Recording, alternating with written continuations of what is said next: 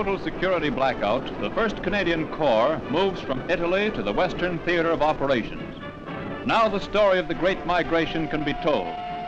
All formation signs and identification marks are removed from men and vehicles for security reasons. Leaving the 8th Army, they reach the port of embarkation in Leghorn, Italy. Here the tedious business of loading transport for the whole Corps progresses rapidly. It's old stuff to the veterans of the 1st and 5th Divs. They have loaded their equipment on shipboard so many times, they can do it in their sleep. An unnamed corps pushes off for the coast of France. It carries with it memories of many glorious deeds and heartbreaking tasks in the Mediterranean. It leaves behind over 5,000 comrades on the fields of Sicily, Sardinia, and Italy. It took part in capturing nearly 70,000 square miles of enemy territory against desperate resistance. Now it's on the second lap of the journey to join comrades in arms of the 1st Canadian Army.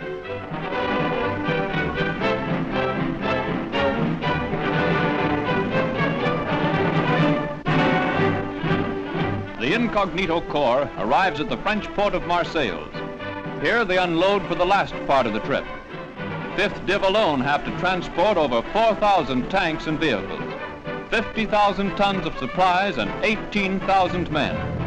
The great task moves steadily ahead without a hitch.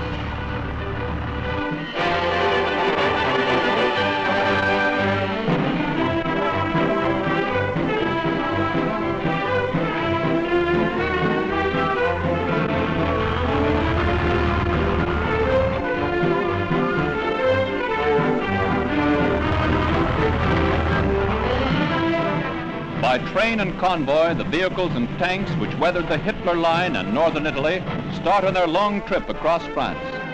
Around cooking fires, the lads look forward to the day they will swap tales with their pals in 2nd, 3rd, and 4th Divs.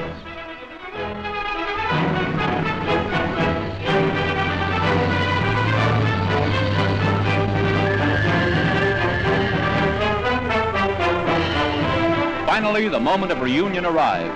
Their old friend, Field Marshal Montgomery, drives out to meet them. Their old CO of the 8th Army and their new commander of 21st Army Group greets them as one veteran warrior to his pals. The whole great movement is completed in an unbelievably short time. 4 days for the trip through Italy, 24 hours on the water, and 5 days on the road to Holland. Now the 1st Canadian Corps joins the 2nd to add their force to the final blow.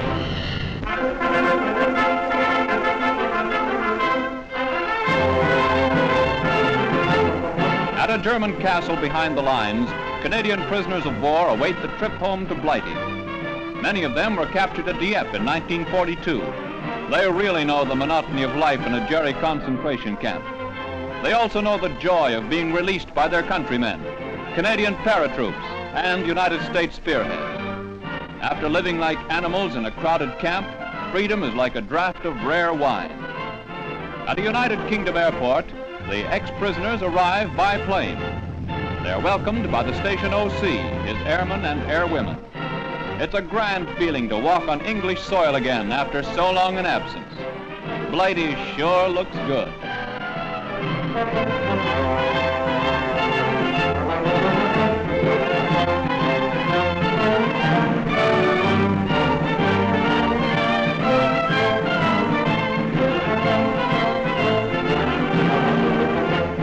The lads are made to feel right at home by the station staff.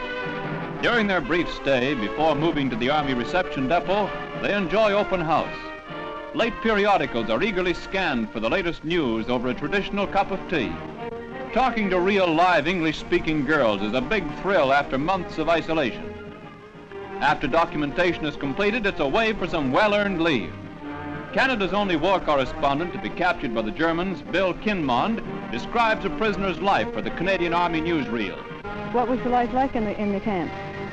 Oh, it's a pretty grim affair. The Germans don't do any more for us than they have to. Life could have been happier if they'd have got Red Cross supplies to us, but they refused to lay down transportation for them, and the result is we just starved to death for the last few months.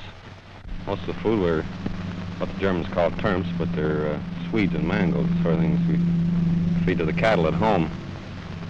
far back as I can remember now, we went to bed every night hungry, and so most of our waking moments dreaming and thinking and talking about food. But I guess like all bad things, it came to an end, and a week ago today, the Yanks drove up to camp, 3 jeeps, and we were liberated.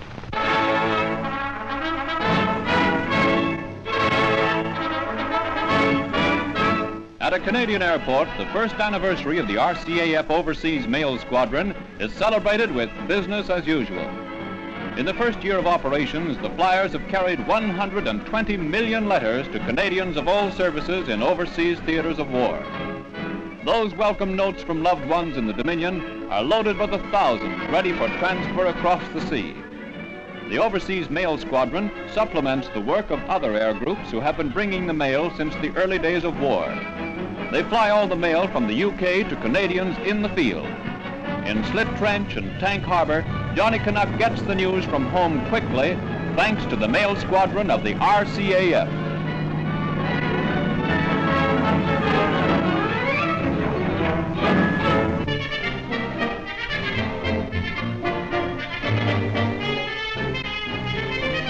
At Canada's naval establishment in Esquimalt, the new 75-foot swimming pool is put to good use. Designed for the training of Navy personnel in life-saving, it has other more interesting uses. Off-duty wrens turn on the spray before launching the Body Beautiful in the pond. The brand new pool is a great attraction for Navy personnel of both sexes, relaxing after the strain of operational duty.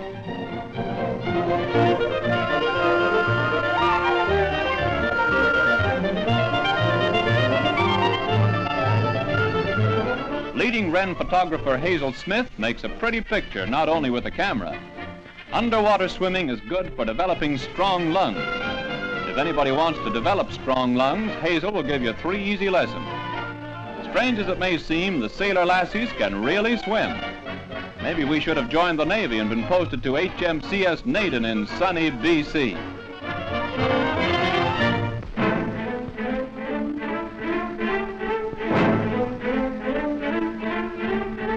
Continuing the drive into Germany, armor of the 4th Canadian Div overruns a strong point at Frisoita. The armored brigade reduces it to ruins as they hunt down snipers and repel frequent counterattacks.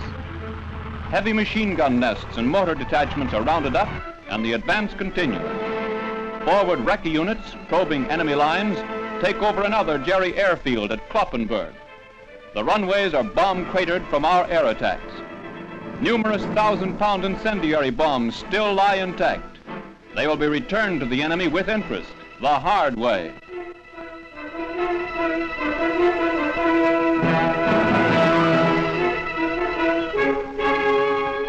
Another prong of the Canadian attack strikes toward the North Sea. Men of an Ontario infantry battalion and a Western tank unit attack the Dutch town of Groningen.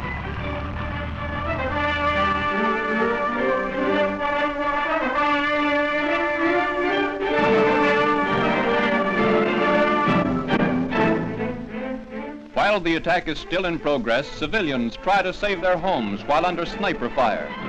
For them, the lines of prisoners are a happy sight. It means liberation and a return to the normal way of life.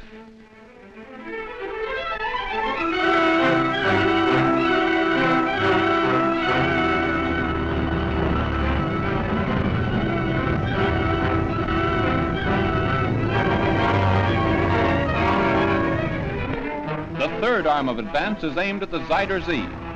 At Dieren, tanks of the 1st Canadian Armored Brigade link up with the brigade of the 1st Canadian Div. Veterans of Italy are welcomed by hysterical Hollanders. Driving ahead, our armor outflanks the town of Apeldoorn.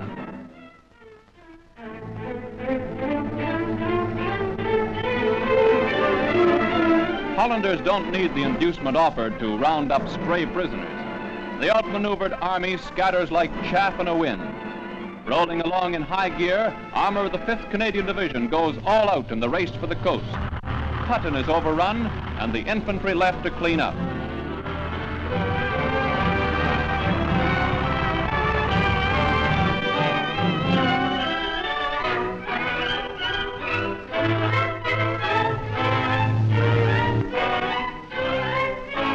Finally, the objective is reached. At Harderwijk, 5th Div consolidates its positions on the shores of the sea. So ends victoriously the magnificent drive through mud and flood to the Zuider Zee.